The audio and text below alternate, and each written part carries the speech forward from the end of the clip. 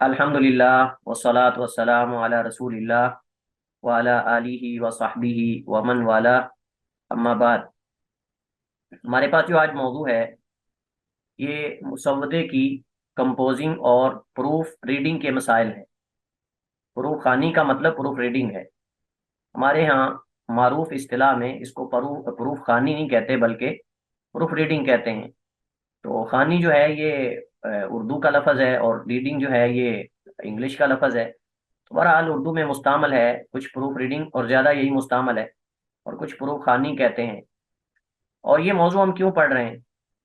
ये मौजू इस वजह से पढ़ रहे हैं कि तहकीकात में और मकालात में और किताबों में ये जो मुसव्वदे होते हैं, मुसव्वदे से मुराद जो मुसन्निफ ने अपने हाथ से जो नुस्खा तैयार किया है, वो अ, उसको कलम से लिखा है, उसकी मालूमात को जमा किया है अपने अंदाज में, फिर उसको कंप्यूटर के अंदर जो है वो दाखिल करने के लिए, एंटर करने के लिए उसकी कंपोजिंग की जाती है। और कंपोजिंग करने के बाद उसका प्रिंट निकाल कर उसकी प्रूफ रीडिंग की जाती है। तो ये बड़ा अहम मौजू इस एतबार से है कि अगर आपके मकाले, आपकी तहकीक की कंपोजिंग सही नहीं हुई, तो इसमें कंपोजर की तरफ से गलती जो है वो नहीं होगी, बल्कि आपकी तरफ से शुमार होगी। क्योंकि साफ जाहिर है कि जो स्टूडेंट इस पर जो है वो डिग्री ले रहा है, जो स्टूडेंट जो है वो इस पर डिग्री ले रहा है, वो ये गलतियां और आप समझ लें कि सेहत और जो फसाद है, सवाब और खता जो है, ये उसी की तरफ ही मंसूब होनी चाहिए। क्योंकि तालिब इल्म का, स्टूडेंट का मतलब ये तो नहीं है कि वो दूसरे से कंपोजिंग करवा कर, उसी तरह बैंडिंग वगैरह करवा के या उसकी जिल्द करवा के, तजलीद करवा कर जाके जो है वो ऑफिस में, यूनिवर्सिटी में जमा करवा दे, और उस पर जो है वो कह के मुझे डिग्री मिल जाए। नहीं, ये जहाँ मवाद को जमा करना, उससे पहले खाका साजी करना, मौजू को तलाश करना अहम है, वहाँ जो है वो इस मुसव्वदे की जो आपने हाथ से मालूमात जमा की हैं कलम की सूरत में, लिखने की सूरत में, इसको कंपोज करना, बल्कि इस दौर के अंदर इस दौर के अंदर इसको कंपलसरी और लाजिम करार दे दिया गया है यूनिवर्सिटी लेवल पे जो है। अभी कुछ साल पहले हाथ से भी अगर कोई लिख कर जमा करवा देता था तहकीक या मकाला या थीसिस वगैरह, तो उसको एक्सेप्ट कर लिया जाता था, कबूल कर लिया जाता था। लेकिन इस दौर में वल्लाहु आलम, मेरे नाक़िस इल्म के मुताबिक कोई ऐसी यूनिवर्सिटी नहीं है कि जो हाथ से लिखा मुसव्वदा जो है वो आपसे ले ले और उस पर जो है वो मुनाकशा करके आपको किसी भी लेवल पे जो है वो एमफिल का लेवल हो, पीएचडी का हो या बीएस हो, उसके अंदर आपको जो है वो डिग्री दे दे। ऐसा नहीं है। गोया कि ये एक निज़ाम ऐसा है कंपोजिंग का जो लाजिम कर दिया गया है। जब ये लाजिम है, तो मेरे ख्याल में दूसरी बात ये कि एक फ़न है, और ये एक ऐसा फ़न है कि जिसके अंदर एक आलिम को या एक मुहक्किक को अगर सीख लेता है, तो बहुत ज़्यादा फ़वाइद हैं। उन फवाइद में से एक तो ये है कि वो किसी दूसरे का मोहताज नहीं। क्योंकि जो कंपोजर होते हैं, वो एक एक महीना उनके पीछे जाना पड़ता है, उनसे मिलना पड़ता है, डीलिंग करना पड़ती है, टाइम लेना पड़ता है। और फिर बाद ऐसे कंपोजर होते हैं जो बिल्कुल लापरवाह से होते हैं, आपका मुसव्वदा ही घुमा देंगे। मतलब आपने उसको मुसव्वदा दिया, हाथ से लिखा हुआ कलमी नुस्खा, कि इसको कंपोज कर दो, इसकी कंपोजिंग कर दो, तो वो गुम कर देता है, और साल बाद अगर आप जाएं तो वो हंस के दिखा देता है। मुसन्निफ की सारी जिंदगी की जो मेहनत है वो रायगा चली जाती है, कई साल उसने उस पर लगाए होते हैं, लेकिन वो हंस के दिखाकर जो है वो सारी मेहनत पर पानी फेर देता है। अच्छा, यहाँ इस एतबार से कंपोजिंग जहाँ अहम है, और ये असल तो ये है कि मुहक्किक को खुद आनी चाहिए, आपको, मुझे, हर एक को कंपोजिंग हमें खुद आनी चाहिए। और कंपोजिंग सिर्फ एक जुबान में नहीं, बल्कि हमें मुख्तलिफ जुबानों के अंदर आनी चाहिए। और इसका तरीका एक ही है, जो एक जुबान में सीख लेता है दूसरी में उसको करना जो है वो चंद एक हरूफ का फर्क होता है। अगर कोई अरबी में सीख लेता है तो उसके लिए जो है वो उर्दू में करना ये मुश्किल नहीं, अगर उर्दू में सीख लेता है तो अरबी में करना मुश्किल नहीं। ऐसे सॉफ्टवेयर मौजूद हैं, या ऐसे जो है वो ऐप्स मौजूद हैं जिनके अंदर आप अरबी और उर्दू जो है उसके करीब करीब ऐप्स हैं, उनके अंदर आप चंद एक हरूफ का फर्क होता है, आप उसको कंपोज कर सकते हैं। बहरहाल ये एक फन है, और जहाँ एक तालिब इल्म, स्टूडेंट और मुहक्किक उसको दीगर फ़नून आते हैं, वहाँ ये फन भी आना चाहिए ताकि किसी का। और दूसरी बात ये कि फिर जो कंपोजर होता है वो बसा औकात जाहिल होता है इस फन से, इस फन से जाहिल होता है जो आप जिस पे मुसव्वदा पेश कर रहे हैं उसको कंपोजिंग के लिए, तो वो बहुत ऐसी गलतियां करता है कि इंसान सर पकड़ के बैठ जाता है। और फिर अगर इंसान के पास, स्टूडेंट के पास या मुहक्किक के पास टाइम कम हो, बाहिस के पास अगर टाइम कम हो, तो उसके लिए फिर ये सबसे बड़ा मसला ये होता है कि वो इतने टाइम में अब जो उसने गलतियां की हैं उनकी तस्हीह कैसे करें, उनकी प्रूफ रीडिंग कैसे करें। मसलन अगर आपने जो है वो मुसवदा दिया उसको, उसने कहा कि जी मैं जी जो सबमिट करने की डेट है उससे एक दिन पहले आपको दूंगा। अब आप उसकी इंतजार में रहे कि ठीक है जी वो मुझे एक दिन पहले जो है वो जो सबमिट करने की कट डेट है उसके अंदर देगा मुझे, तो मैं उसको जल्दी से देख के जमा करवा। और अगर कंपोजिंग ही ऐसी हो कि आपको उसकी गलतियां निकालने पे एक महीना लग जाए, तो साफ ज़ाहिर है कि आप लेट हो जाएंगे। इस वजह से ये बड़ा अहम मौजू है। और फिर उसके बाद प्रूफ रीडिंग, प्रूफ रीडिंग भी बाज नहीं करते, बात दूसरों को दे देते हैं। वो प्रूफ रीडिंग क्या करते हैं, वो ऐसे जल्दी जल्दी से कलम ऊपर ऐसे करते जाते हैं और ऐसे ही एक दो बीच में निशानदेही करके कलिमात की गलती की और बस।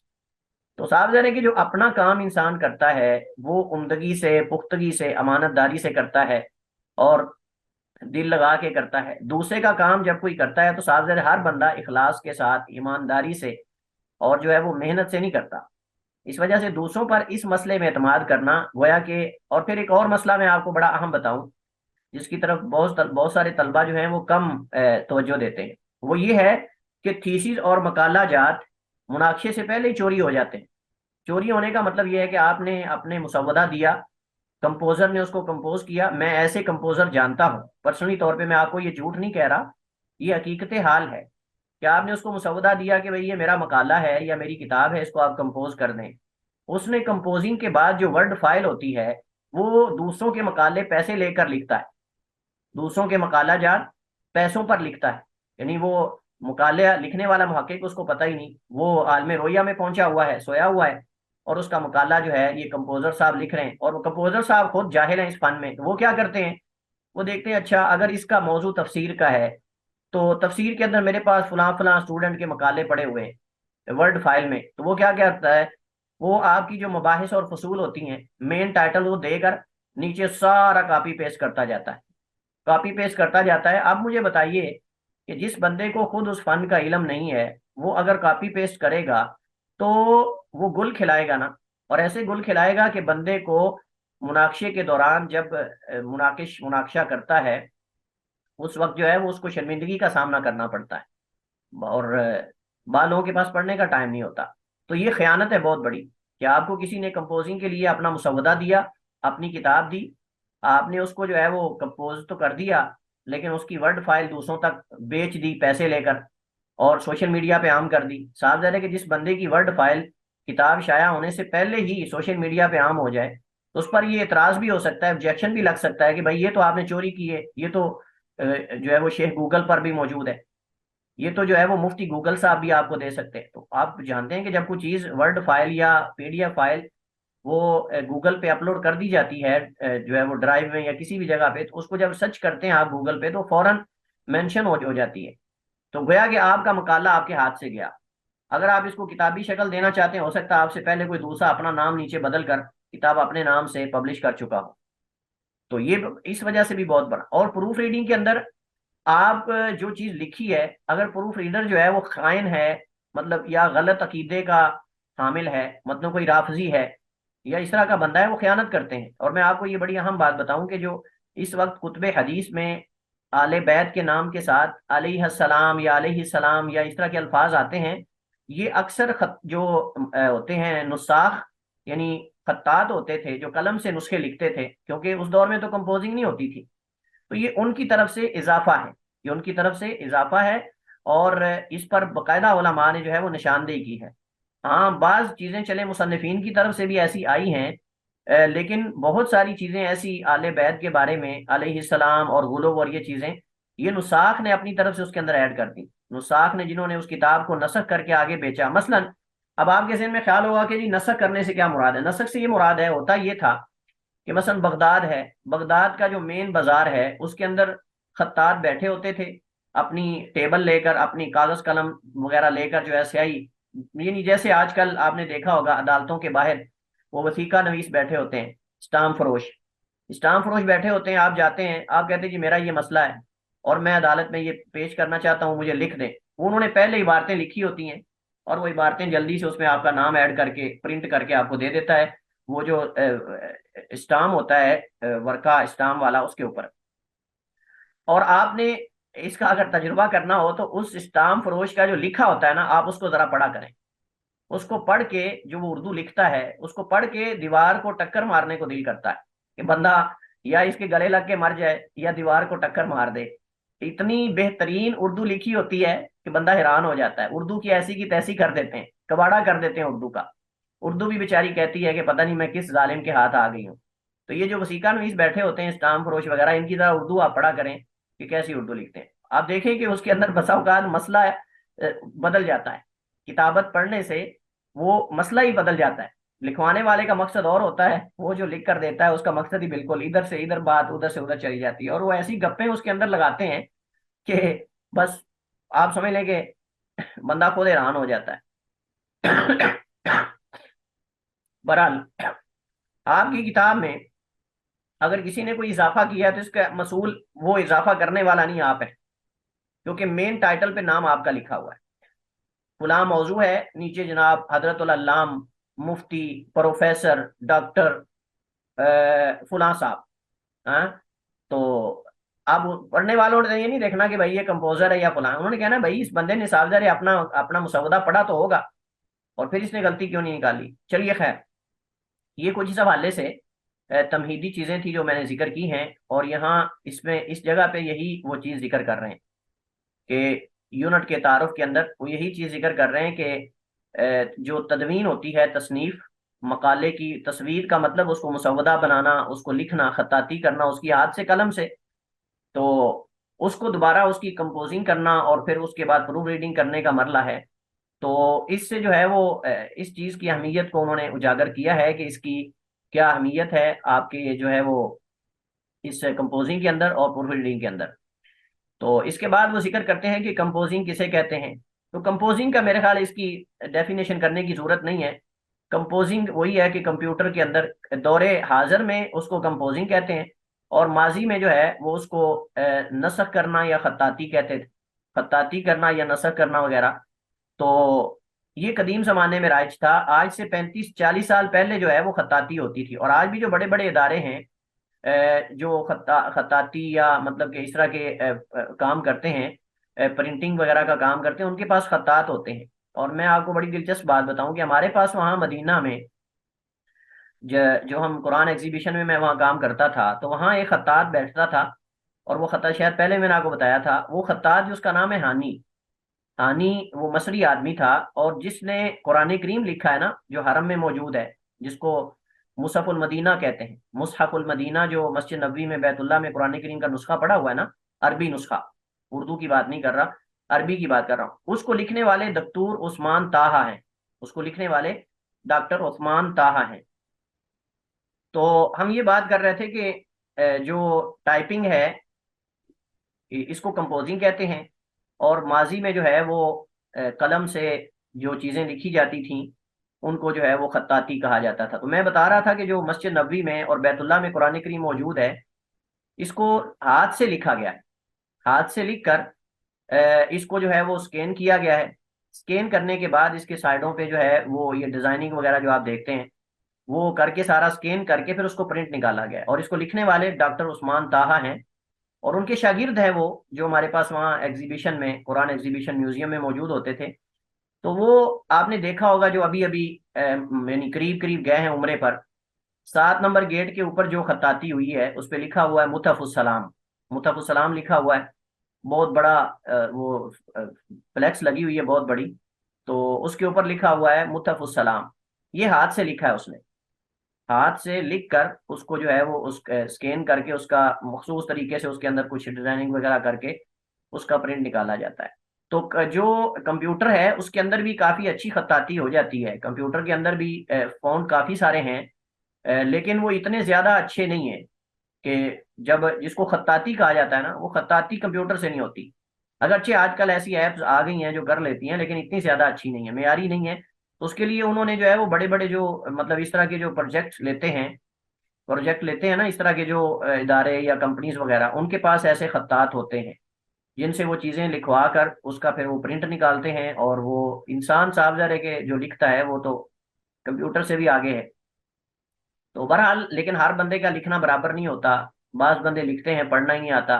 तो इस एतबार से फिर कंपोजिंग की अहमियत ज़्यादा है, कंपोजिंग की अहमियत जो है वो ज़्यादा है। तो यहाँ कंपोजिंग का पस मंज़र और उसकी ज़रूरत और अहमियत पर बात कर रहे हैं कि कंप्यूटर पर मुसव्वदात की कंपोजिंग के रवाज पजीर होने से पहले मशाक खत्तात मुसव्वदात की किताबत के फ़राइज़ सर अंजाम देते थे। मशाक और खत्तात और यानी ये एक ही चीज़ है, मुराद जो है वो खत्तात हैं।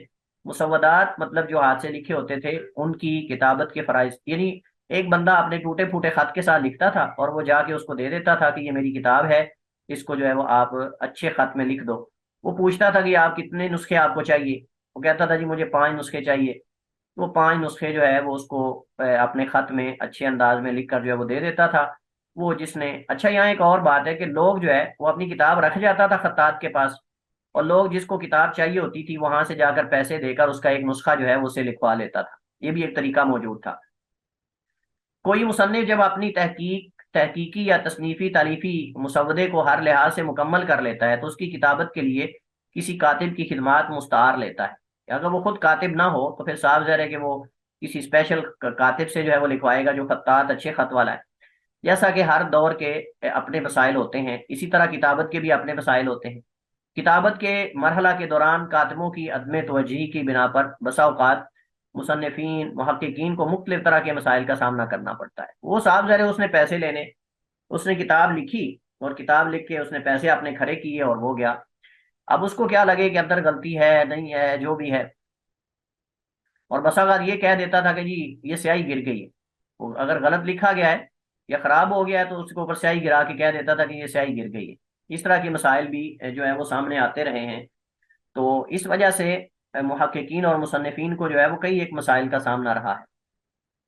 तो जैसे मैंने जिक्र किया कि पाकिस्तान में 25-30 साल पहले किताबों के अलावा मुजल्लात और अखबारात वगैरह की इशाअत का दारो मदार किताबत पर ही हुआ करता था, और ये एक पेशा है और एक रोजगार होता था कई लोगों के लिए जो इस चीज को जानते थे। जो इस चीज को जानते थे उनके लिए रोजगार होता था। फिर जब कंप्यूटर की सहूलत आम हुई तो इस शोबे में भी इनकलाब आया। शुरू शुरू में आप जानते हैं कि जो कंपोजिंग की जाती थी, मुझे याद है छोटे छोटे थे तो स्कूल के जो आईडी कार्ड होते थे, स्टूडेंट कार्ड जो होता था, उसको वो एक मशीन होती थी, मुझे पता नहीं उसका नाम क्या है, उसके पीछे बटन लगे होते थे और उसके आगे स्याही डालते थे। वो ऐसे पीछे से होकर आगे आती थी, A B C D इस तरह करके वो एक एक हिंसा करके लिखती थी। हम इंग्लिश में लिखते हैं तो वो थोड़ा और अंदाज में, तो वो एक एक करके दबाते थे और वो उस कार्ड की जितनी जगह पे आपने लिखना है उसको आपने, जरूरी है कि उसको इस अंदाज में सेट करें कि वो बटन सेम, वो ए वाला है तो ए वाला जाके वहां लगे, ये ना हो कि एक ही जगह बी वाला लग जाए। तो उसको ऐसे ऐसे करके उंगलियां मारते थे और वो पीछे से आकर उसके ऊपर कंपोजिंग करता था। तो स्याही डाली जाती थी, स्याही डाल के वो बटन को स्याही लगती सर थी। उसको टाइपिंग कहते थे। हाँ टाइपिंग, टाइपिंग तो इसी को भी कहते हैं लेकिन चलें। लेकिन वो टाइपराइटर होता था। हाँ ठीक है, आसन थी। जी, आसन, टाइपराइटर के। हाँ। बिल्कुल ठीक है। तो बहरहाल वो ठीक है, उसको टाइपिंग उसकी की जाती थी और वो टाइपर होता था जो उसको टाइप करता था। तो उसके बाद फिर आहिस्ता आहिस्ता ये जो मुख्तलिफ किस्म की एप्स आई जिनके अंदर जो है वो उर्दू लिखी जाती थी। इन्होंने यहाँ चंद एक का जिक्र किया है। एक सदफ नामी है और एक शाहकार है, और उसके बाद इन पेज आया, और उसके बाद जो है वो ये जो इसको क्या कहते हैं पावर पॉइंट है, और पता नहीं क्या क्या चीज़ें जदीद जो हैं वो हर साल मुतारफ हो रही हैं। तो ये चीज़ें जो ऐप्स वगैरह हैं जिनको लोगों ने इस्तेमाल किया उर्दू वगैरह अरबी वगैरह के जो है प्रिंट करने में, ये बहुत बड़ा एक इनकलाब था इस फन और इस मैदान के अंदर। इस फन और इस मैदान के अंदर जो है वो बहुत बड़ा ये एक शाहकार था। तबाती इदारों में इन पेज अगरचे अब भी खासा मकबूल और मुरवज प्रोग्राम है, ताहम जब तक उर्दू के यूनिकोड और फॉन्ट्स वज़ा नहीं होते थे, इस वक्त तक उर्दू मुकम्मल तौर पर कंप्यूटर और इंटरनेट की जुबान नहीं बनी थी। उर्दू के यूनिकोड फॉन्ट से ने उर्दू उर्दू को फिलवाके कंप्यूटर और इंटरनेट की जुबान बना दिया। इसने मजीद इन्होंने यहाँ इसकी अहमियत जिक्र की है। तो यहाँ कुछ बातें हैं जो कंपोजिंग से पहले याद रखना ये जरूरी है और अहम है। और ये बातें वही जो मैंने शुरू में आपको जिक्र कर दी हैं कि मुहक्किक को खुद कंपोजर होना चाहिए और प्रूफ रीडिंग भी उसको खुद करनी चाहिए, ताकि ये ना हो कि जो कंपोजर है उसकी गलतियां इतनी ज्यादा हों कि वो बाद में उनकी तस्हीह करने बैठ जाए और सही ना हो। प्रूफ रीडिंग करे तो गलतियां जो है वो इतनी ज्यादा हों कि प्रूफ रीडिंग की बजाय वो मुसवदा ऐसा मुसवदा बन जाए कि जैसे चोंटियों के जो पाँव हैं उन पे स्याही लगा के जो है वो उनको चलाया गया हो, इस अंदाज में वो हो जाए। तो इन्होंने यहाँ चंद एक चीजें जिक्र की हैं। सबसे पहली चीज ये कि मुसवदा की लिखाई वाज़ेह होनी चाहिए, ये बड़ी अहम चीज है। आपने जो अपना मुसवदा, अपना थीसिस, अपना मकाला वगैरह हाथ से लिख कर किसी को देना है, वो वाज़ेह खत में होना चाहिए, क्योंकि खत वाज़ेह ना होने की वजह से जमीन व आसमान का फर्क पड़ जाता है। जैसे वो कहा था, एक नुक्ता था जिसने महरम से मुजरिम बना दिया, एक नुक्ता था जिसने महरम से मुजरिम बना दिया। आप देखें कि अगर आप महरम के नीचे नुक्ता लगाते मुजरिम बन जाता है, फलां शख्स उसका महरम है, उसका मुजरिम है। तो आप देखें कितना फर्क पड़ जाता है। इसी तरह ये उर्दू में भी है, अरबिक में भी है, दीगर जुबानों में भी है। तो इस एतबार से आपके मुसवदे की लिखाई वाज़ेह होनी चाहिए। और इसी तरह जो है वो उसके अंदर पेचीदगी नहीं होनी चाहिए। गुंजलक का माना है पेचीदगी, जिसको हमारे यहाँ उसको कहते हैं घुंघराले बाल, तो उसी से ये माखूज है गुंजलक। यानी उसके अंदर पेचीदगी ना हो, वाज़ेह साफ हो, ज्यादा कांट छांट ना हो। कांट छांट ज्यादा ना हो कि पढ़ने वाला जो है वो काटी हुई बातें दोबारा उसको ऐड करता रहे और उसकी कंपोजिंग करता रहे और जो ऊपर लिखी हुई है उनको छोड़ता रहे। तो बहरहाल इसके अलग एक उसूल है, इसके अलग उसूल हैं कि आपने अगर कोई इबारत गलत उसको काटना है तो उसका तरीका क्या है। ये नहीं कि आप उसके ऊपर जो है वो कलम का निशान लगा दें और ऊपर से ऐसे ऐसे फिर मिटाएं कि नीचे वाले सफ़े भी खराब हो जाएं। स्याही के साथ नहीं, बल्कि या तो आप उसके साइड पे क्रॉस का निशान लगा दें, या आप जो है उसके नीचे जो है वो उसको अंडरलाइन कर दें या क्रॉस का निशान लगा दें, या कोई भी तरीका हो सकता है। लेकिन उस इबारत को पूरी को ऊपर स्याही या कलम के साथ काट देना और उसको स्याह कर देना, ये सही नहीं है। क्योंकि आपकी अगर किताबत सही नहीं है तो कंपोजर ने तो अपनी दिहाड़ी पूरी करनी है, तो जैसे उसको समझ आएगी वो उसी तरह जो है वो उसको लिख देगा। प्रूफ रीडिंग का मरहला अगरचे कंपोजिंग के बाद आता है, मगर मुहक्किक को चाहिए कि वो जब अपने मुसवदे की काट छांट और तदवीन के बाद इसे कंपोजिंग के लिए तैयार कर ले, तो प्रूफ खानी या प्रूफ रीडिंग के नुक्ता नज़र से उसे एक बार मुकम्मल पढ़ डाले। इससे क्या मुराद है? इससे मुराद ये है कि कंपोजिंग से पहले अपने मुसवदे को इस अंदाज में पढ़े कि जैसे वो फाइनली उसको जो है वो पेश कर रहा है। इसका फायदा ये होगा कि आप जब खुद अपनी गलतियों की तसहीह कर लेंगे, तो कंपोजर ने तो नहीं करनी, साफ ज़ाहिर है उसने तो उसी तरह, और फिर आगे प्रूफ रीडिंग करने वाले ने भी करनी है कि नहीं करनी। और अगर आप कर लेते हैं तो आपका टाइम बच जाएगा। आपको दोबारा अगर खुद करनी है तब भी आपको टाइम नहीं लगाना पड़ेगा, और अगर दूसरे से करवानी है तो तब भी आपको परेशानी नहीं होगी। तो कोशिश करें कि प्रूफ रीडिंग के लिए पेश करने से पहले अपने मुसवदे को जो है वो जब तैयार कर लें अच्छी तरह, तो उसको अच्छी तरीके से आप ऐसे पढ़ें जैसे आप प्रूफ रीडिंग कर रहे हैं। इस तरह बहुत सी लफ्जी गलतियां कंपोजिंग के मरले में दोहराई नहीं जाएंगी, और अगला मरला निस्बतन आसान होगा और उसमें जो गलती की शरह फीसद है वो बहुत कम होगी। गलती की जो शरह है वो बहुत कम होगी।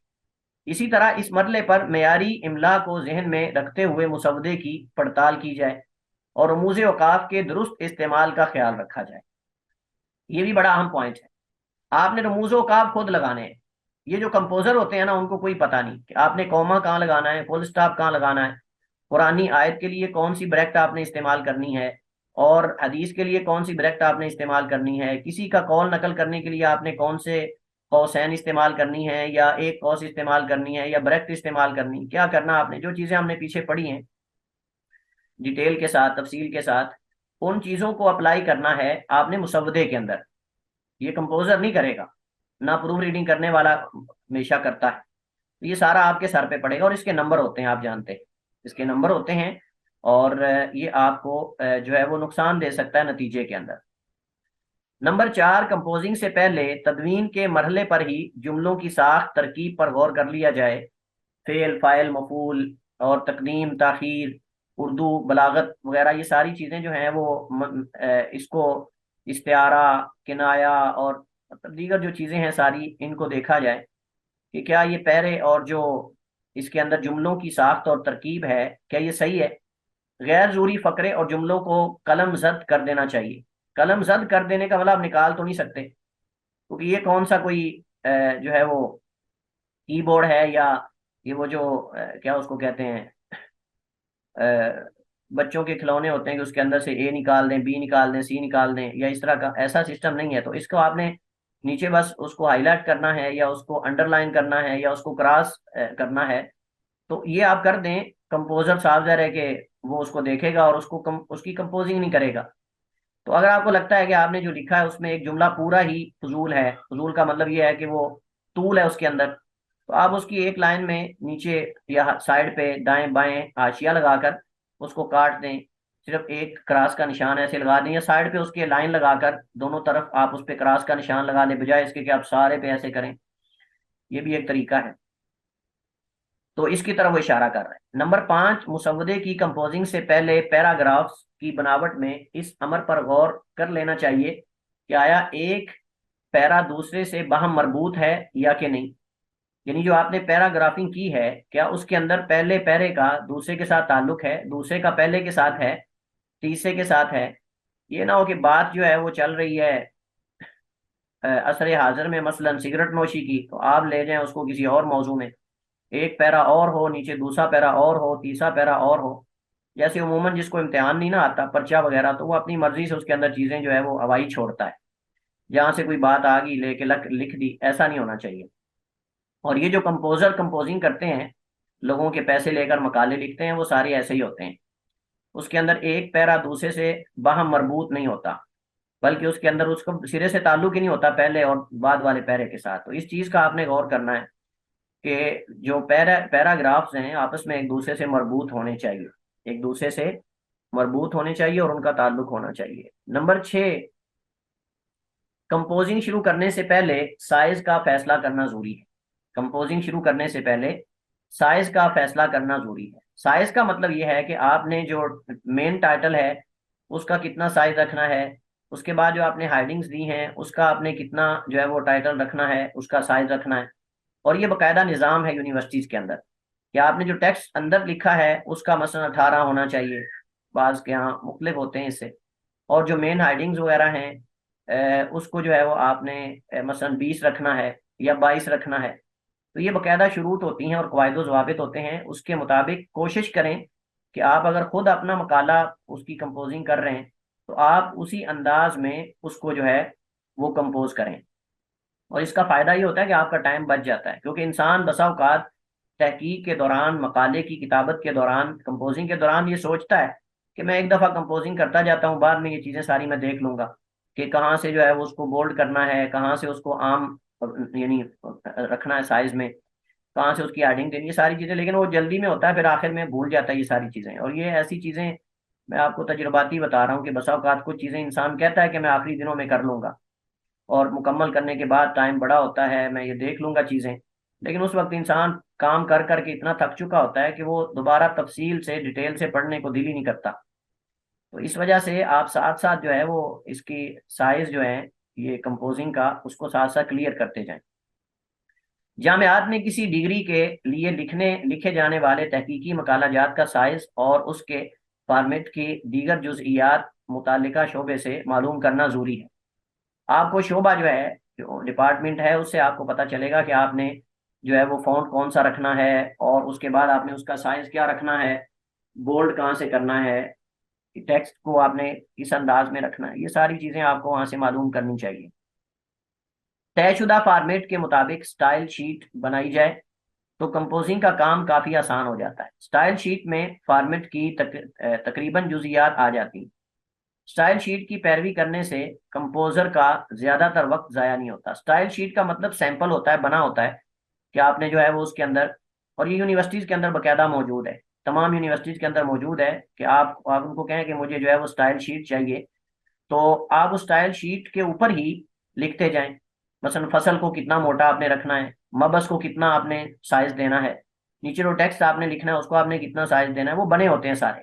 तो उसके मुताबिक आप उसको उसको डिलीट कर दें और उसका साइज वही कर दें जो नीचे आपने उसके चीजें वहां उस फसल या उस बाब में लिखनी है। तहकीकी मुजल्लात में शाया होने वाले मकालात के हवाले से मकाला निगारों के लिए ज़रूरी हिदायत उमूमन मुतालिका मुजल्ला की वेबसाइट पर और मतबूआ शुमारा जात में भी छपी होती है। अगर कंपोजिंग के मरले में फॉर्मेट और साइज का लिहाज ना रखा जाए तो प्रूफ रीडिंग के मरले में या प्रूफ खानी के मरले में इस कमजोरी को दूर करने के लिए निस्बतन ज्यादा मेहनत करना पड़ती है। जैसे मैंने कहा, पहले मुकम्मल कर लें तो बाद में शैतान वर्गलाता है, सुस्ती पैदा हो जाती है और इंसान कहता है चलें यार मैं कर लूंगा बाद में, लेकिन जब टाइम आता है तो इंसान उस वक्त जो है वो भूल जाता है और वो चीजें रह जाती हैं। वो फिर जब मुनाक्शा होता है तो नंबर कट काटे जाते हैं। बाज मुहक्किकीन इन पेज प्रोग्राम में काम करने के आदी होते हैं और वो अपना मुकाला पहले इन पेज में कंपोज करते हैं और फिर हस्बे ज़रूरत उसे MS वर्ड में तब्दील कर लेते हैं। इन पेज से MS वर्ड में तब्दील करने के लिए कई जो है वो उन्होंने कन्वर्टर और ऑनलाइन यानी कन्वर्टर ऑनलाइन रखे होते हैं, दस्तयाब होते हैं, उसको वो उसमें डालते हैं और उसके मुताबिक उसको जो है वो कन्वर्ट कर देते हैं या उसमें तब्दील कर देते हैं। तो अगर कंपोजिंग आपकी इन पेज के किसी पुराने विजन में की गई हो तो उसे फिर किसी कन्वर्टर के जरिए MS वर्ड में तब्दील कर लिया जाता है। लेकिन अगर कंपोजिंग इन पेज 3 या इससे ऊपर के किसी विजन में की गई हो, ये असल में उसकी जो नुस्खे हैं, उसकी जो कॉपीज हैं या मुख्तलिफ जो हर साल नया उसके अंदर तरमीम वगैरह और अपडेट्स वगैरह आती हैं, तो उसको 1 2 3 4 5 का नाम देते हैं। बाद उसको 2010 2009 2008 से ताबीर करते हैं वगैरह वगैरह। लेकिन अगर कंपोजिंग इन पे 3 या उससे ऊपर वाले किसी विजन में की गई हो तो फिर उसे कन्वर्ट करने के लिए किसी कन्वर्टर की जरूरत नहीं होती, बल्कि ये काम इन पेज से कॉपी करके MS वर्ड में पेस्ट करने से पहले हो जाता है, पेस्ट करने से भी हो जाता है, सॉरी, खुद ब खुद उसको ठीक कर देता है। इन पेज कि किसी पुराने विजन में कंपोज शुदा मवाद को MS वर्ड में तब्दील करने का सबसे बेहतरीन तरीका यह है कि फाइल को इन पेज 3 प्लस में खोला जाए और वहां से कॉपी करके MS वर्ड में पेस्ट कर दिया जाए। बहरहाल ये ऐसी चीजें हैं, ऐसे टिप्स हैं कि जो अमूमन तलबा सीख लेते हैं यूट्यूब पर। इसके लिए बाकायदा जो है वो रिकॉर्डिंग मौजूद होती है। आप वहां से लिखें कि मैं फलां तरीका जानना चाहता हूँ, फलां कॉपी को कैसे, मैं उसमें PDF को कैसे कन्वर्ट करते हैं या साइज कैसे चेंज करते हैं, ये सारी चीजें वहाँ बाकायदा तफसील से उसकी शुरुआत वगैरह उसकी रिकॉर्डिंग की सूरत में लेक्चर जो है वो लोगों के मौजूद हैं, माहिरीन के। नंबर 9, MS ऑफिस में उर्दू कंपोजिंग शुरू करने से पहले ये बात याद रखना निहायत अहम है कि किताब मुजल्ला या मकाला जो कुछ भी कंपोज किया जा रहा है उसका तमाम मवाद एक ही कंप्यूटर पर और MS वर्ड की एक ही विजन में कंपोज किया जाए। अगर ये एहतियात मलहूज़ खातिर ना रखी जाए तो प्रूफ खानी या प्रूफ रीडिंग के हवाले से मुतालिक मसाइल आखिर तक जो है वो पीछा नहीं छोड़ते। एक कंप्यूटर में उर्दू में कंपोज किया हुआ मवाद जब किसी दूसरे कंप्यूटर में मुंतकिल किया जाता है तो उसका सारा फॉन्ट बदल जाता है, और ये मेरे साथ भी 1 2 दफा ऐसा हुआ है। मसलन फाइल किसी दूसरे को भेजी, वहां जाके काम करने के लिए जब वहां उसको ओपन किया खोला तो वो सारी उसका फॉन्ट ही बदल गया। आयात का जो फॉन्ट था वो और हो गया, अहादीस का और हो गया। उस पर काफी फिर टाइम जो है वो लगता है और सर्फ होता है। तो बहरहाल आप जो है वो इसको एक एक जगह पे रखें। हाँ, ये एक बात काबिल जिक्र और अहम है कि आप अपनी फाइल्स को एक जगह ना रखें कंप्यूटर में, बल्कि एक से जायद जगह रखें अपने कंप्यूटर में।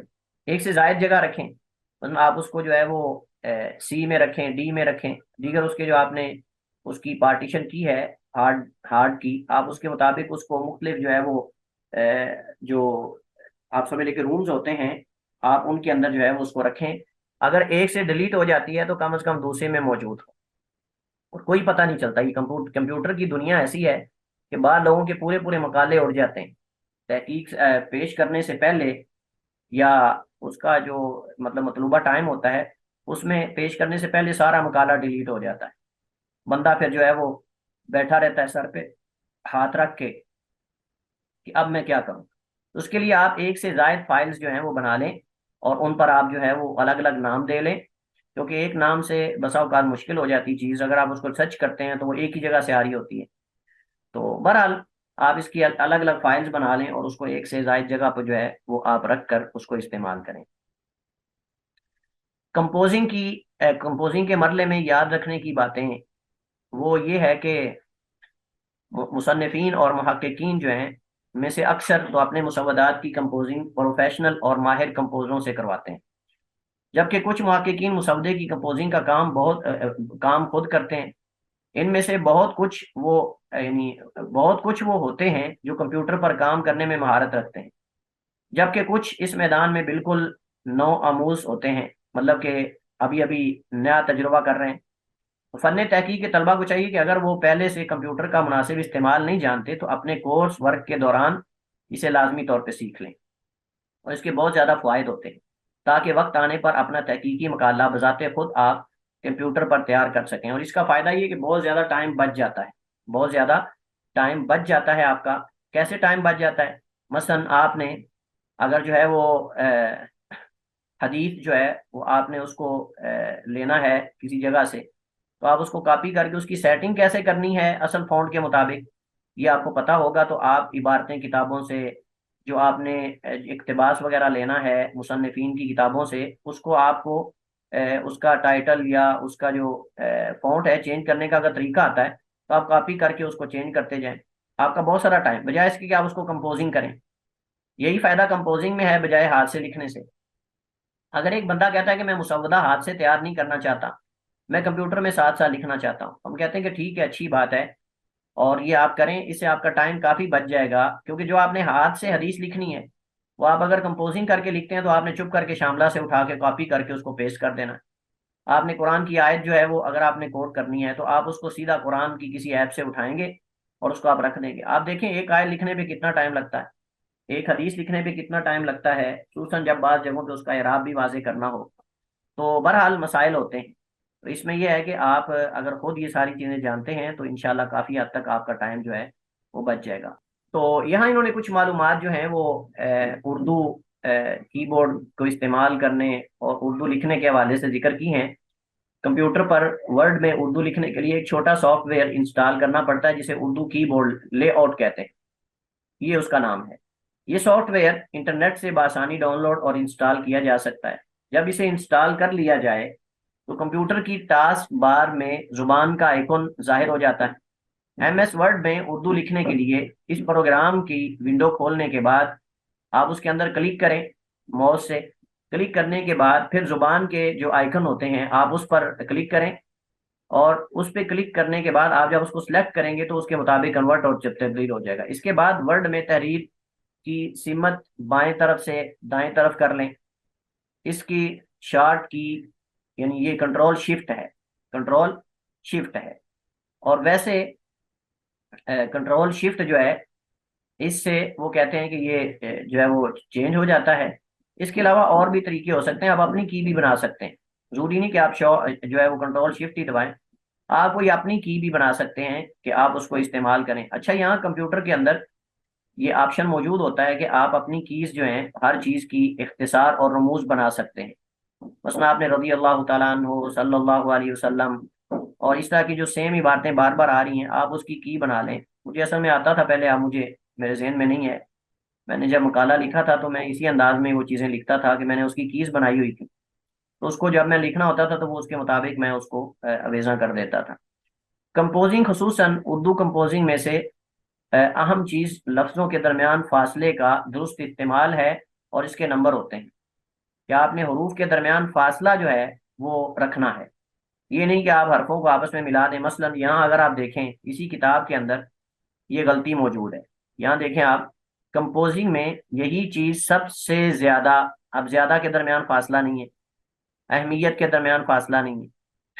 इसी तरह अगर फासला दुरुस्त नहीं होगा, यहाँ भी देखें आप, फासला कम है बिल्कुल, ये स्पेस इसको कहते हैं, इसको कहते हैं स्पेस, कि आपने जो है वो स्पेस का बटन दबाना है जिससे फासले किए जाते हैं वहाँ जो है वो इसको रख के।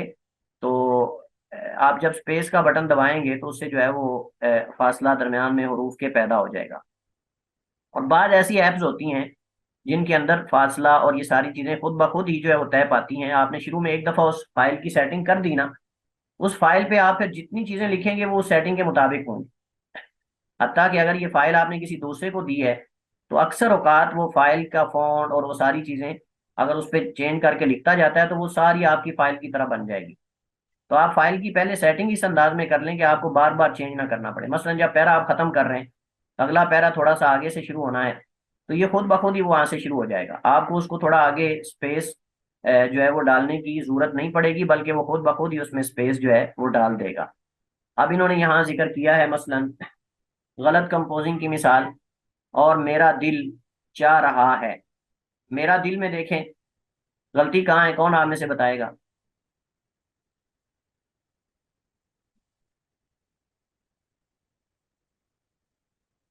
जी, मेरा, ये मेरा जो है इसका अलिफ आगे दिल के साथ जुड़ा हुआ है।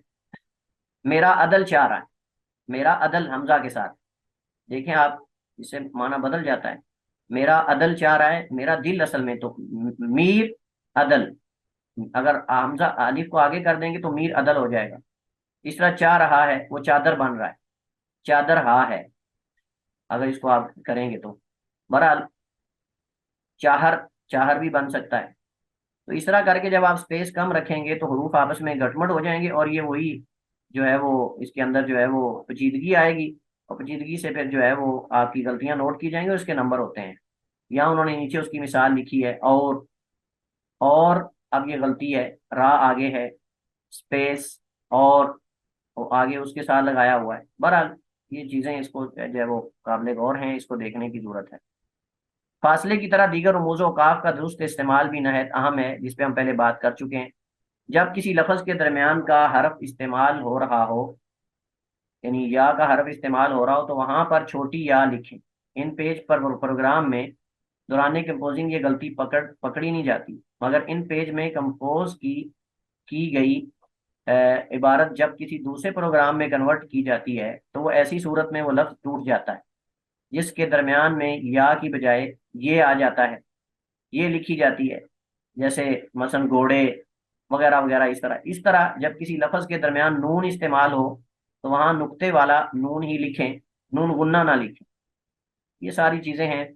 बहरहाल इसी पर इक्तिफा करते हैं। वल्लाहु ताला अलम व अहकम व सल्लल्लाहु वसल्लम अला नबीना मुहम्मद व अला आलिहि व सहबिहि वसल्लम।